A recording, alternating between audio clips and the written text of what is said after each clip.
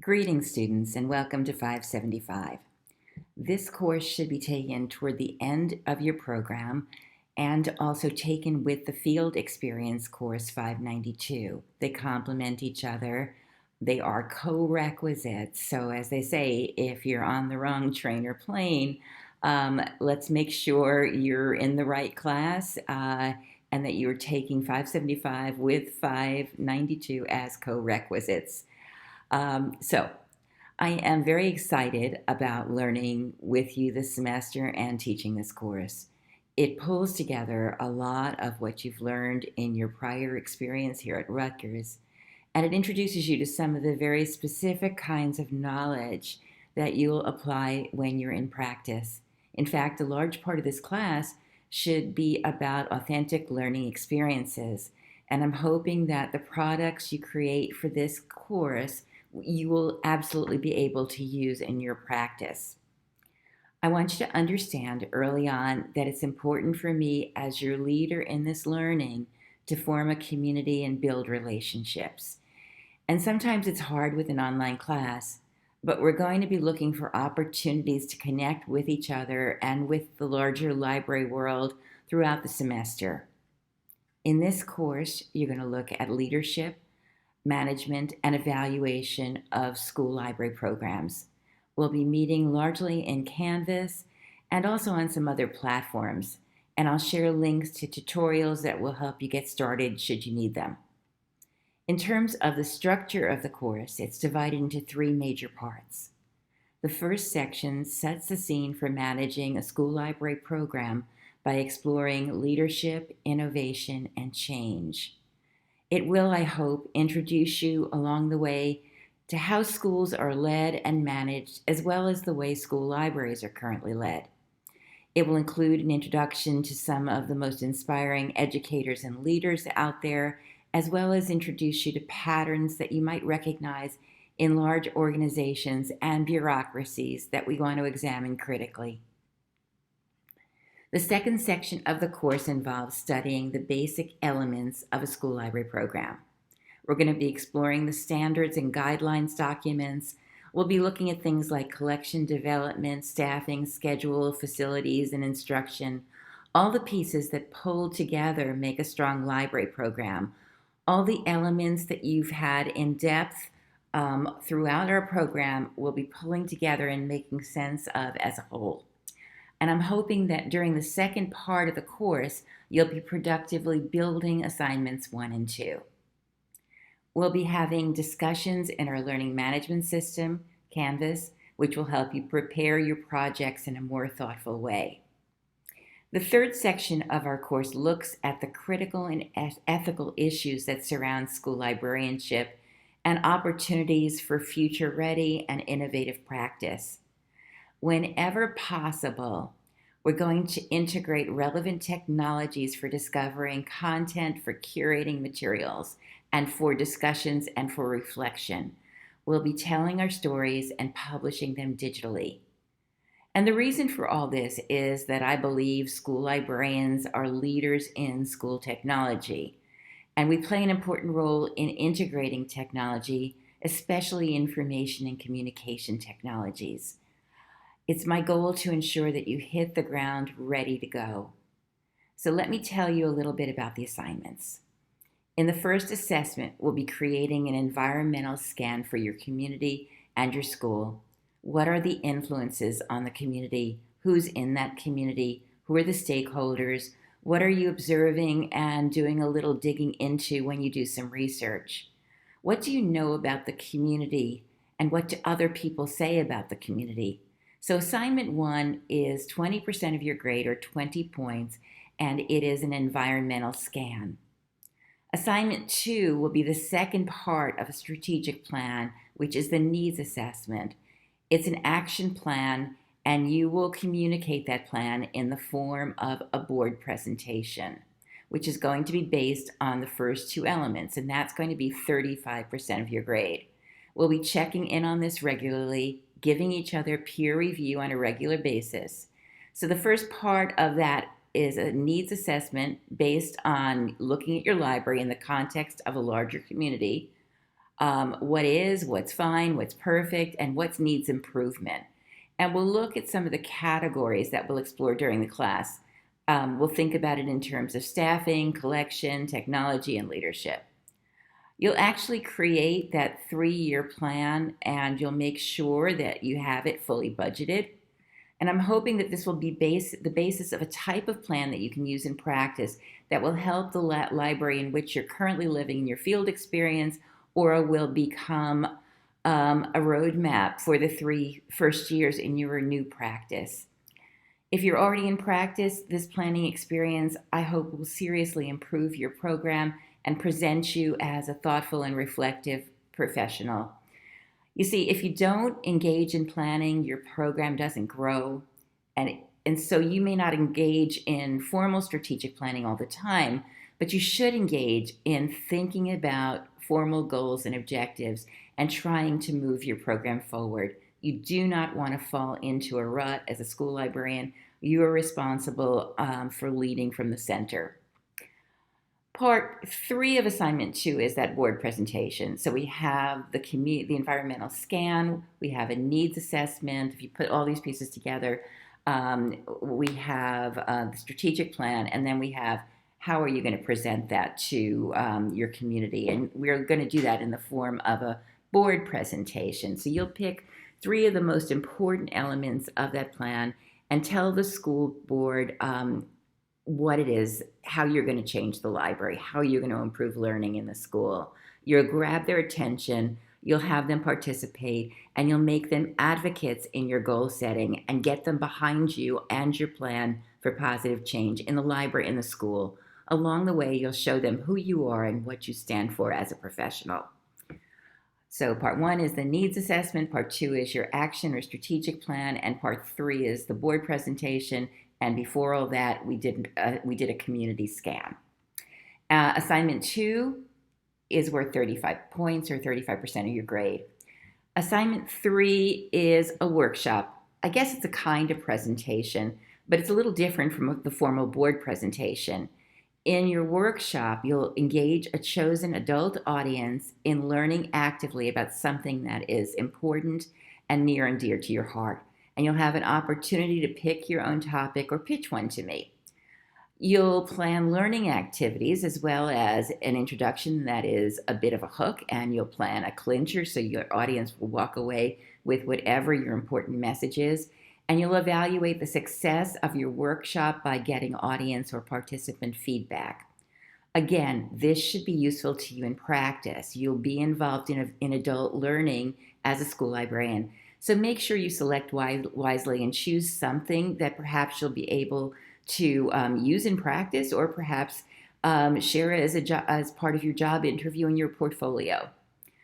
Perhaps you're already working with faculty or with a parent group. So if that's the case, your workshop could be part of that endeavor. So that workshop is worth 20% of your grade. And then the remaining assessments are going to be your class discussion, which is 15% of the grade, and that's going to happen in Canvas, and we'll evaluate that 3 times during the semester. And then another 10% of your grade is participation activities, which will take place sometimes in Canvas and sometimes outside. They'll include reflections, flip grids, participation in Google slide decks, etc.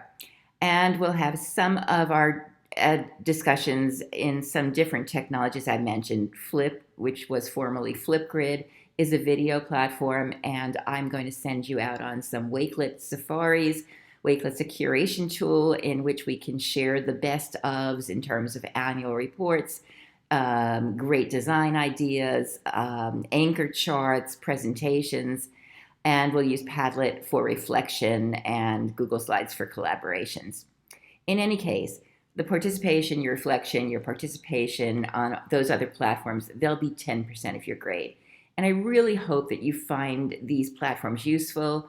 They are typically used platforms in schools, and I want you to be very comfortable using them and introducing them. They are a small smattering of the sorts of platforms you'll be using, but these are go-to desert island kinds of tools. On Tuesday nights, I am available for office hours most weeks. Sometimes these will be just drop in and talk about your assessments, about the class, about career choices, interviews, job opportunities. Sometimes they'll be very casual, and sometimes I'll have guests scheduled. I'd like you to meet some of the movers and shakers in our field and related fields, and I will be sending out an office hours schedule once I nail that down. You can check it and see if you can join me. I think that the people who have participated in past semesters have connected so beautifully in office hours and made long-time professional relationships as well as longtime friends. And the connections you make with the guests are really valuable, and some of those have yielded strong professional relationships as well. Those people who visit us are professionals who are giving generously of their time. And so I hope that even though these are optional sessions, that perhaps you'll be able to make some of them with me. If we do have guests, I will try my best to archive the conversations as long as everybody who has been part of them is agreeable and personal information is not shared that people would be uncomfortable with. Okay, so I hope that this course will help you build your professional network and that you'll be making some connections in terms of bloggers and podcasters and Instagrammers and TikTokers, etc. You'll find some great links in some of the resources we use, which will include the school library, NJ Librarians Headquarters, as well as our own LibGuide and our playlists. Because some of you I know are reluctant users of social media, and that's quite all right. I think it's important to know that sometimes we use social media as search tools.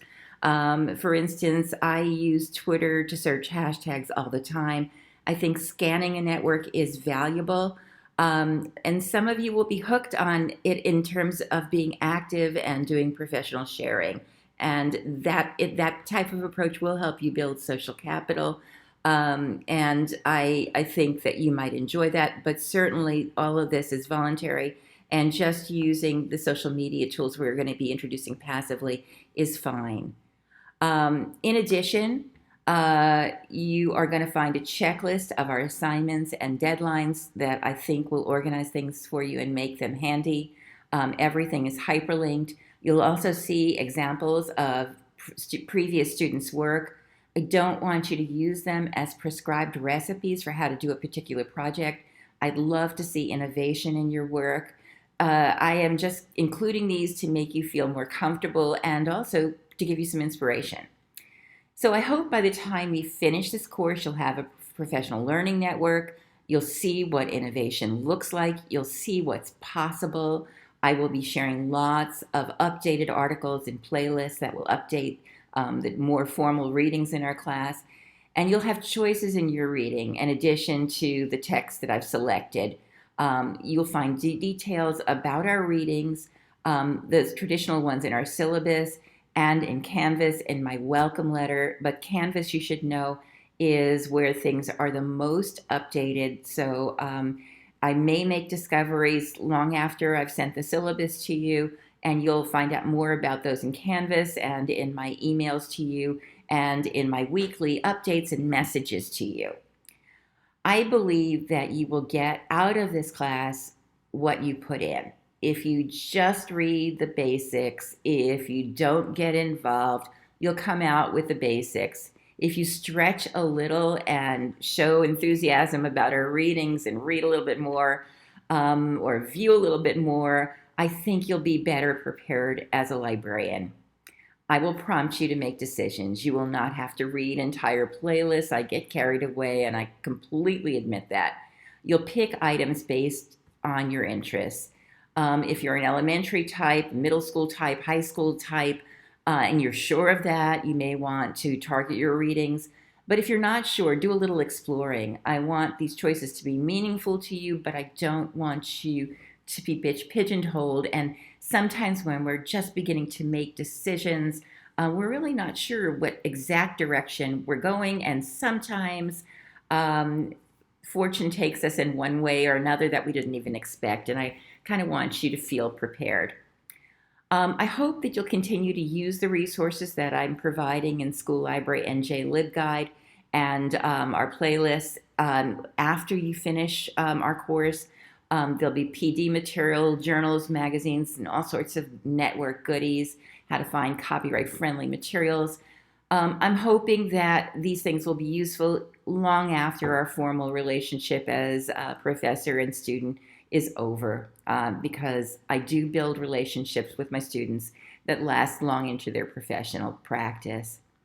One thing I want you to recognize, which is related to what I just said, is that you are not alone. I know everyone has a different history with technology, everyone has a different professional experience. If you're encountering any trouble at all, do not struggle alone. Give things a try, but reach out to me via email. We'll set up a phone or web chat. Develop buddies in the course, and you guys are, in my experience, are so helpful to each other. I guarantee that together with your fellow students or with me, we can fix any problem in 5 or 10 minutes. And I don't want to think about you struggling for hours. So reach out and do not be embarrassed. I am hoping that you're going to find this semester practical, valuable, and perhaps inspiring. I hope we will inspire each other. It is my goal to welcome you into a profession that I have loved for 40 years. I want you to go out there and make a difference in the lives of children, educators, and communities. So I welcome you to our course, and I look forward to seeing you in Canvas and all around the geography of our course and our conferences and in the future in your profession, and through our connections all over the place. Anyway, welcome to 575 and welcome to 592, and I will see you at the beginning of the course.